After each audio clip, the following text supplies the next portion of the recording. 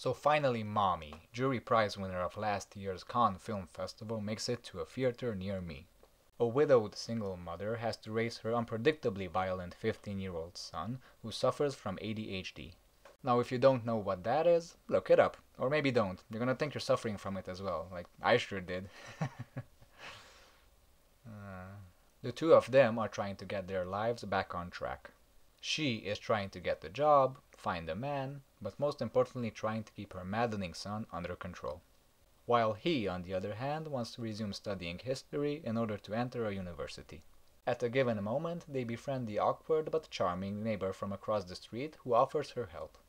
Together, the three of them form an unlikely team which helps especially the mother and son to get by and succeed more easily.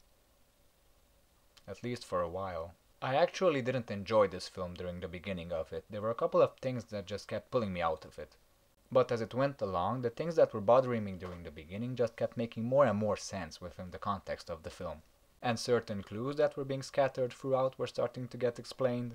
I started getting on board with it, and now that I've seen it and discussed about it with the person I was with, and thought about it, I actually think it's quite genius. The very first thing you notice is the aspect ratio they filmed it in.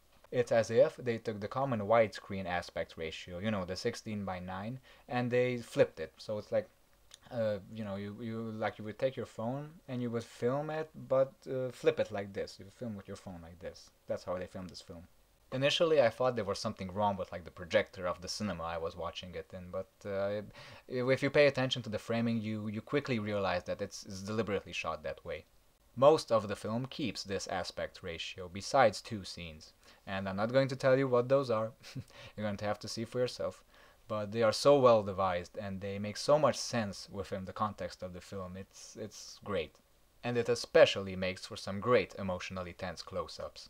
Since our faces are higher than they are wide, and the fact that they filmed these actors with this aspect ratio meant that they could perfectly construct frames with only the actor's face playing the part. Like there's nothing on either side of the screen to distract you, you know?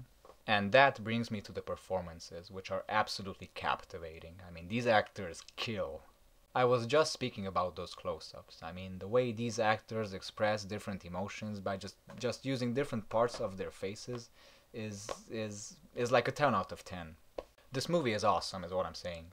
I usually don't care about the quality of movie trailers, and while the trailer for Mommy is particularly excellent, it doesn't completely do the film justice. First of all, the movie is much funnier than it comes across as from the trailer, and it's much darker. It's basically a black comedy, a very raunchy black comedy, one that almost makes you feel guilty while laughing. The sanity of these people is really questionable. I mean, just the fact that her mother even considers trying to put up with her crazy ass son kind of makes you want to consider her a nutbag as well. And the fact that the neighbor even considers helping the two lunatics kind of makes you consider that she might not be the most rational person either. But anyway, keeping this short, yeah, I can't wait to see the director's other films. He's 25 years old. I mean, I'm almost his age. He's already made 5 films and they've won awards at Cannes and, like, where am I? I'm on YouTube making videos. Yeah, but anyway. And yeah, it's so Mommy, it's pretty unique.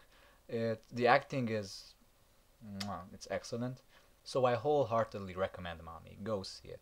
And I'm going to see you guys soon with another review. But until then, bye bye.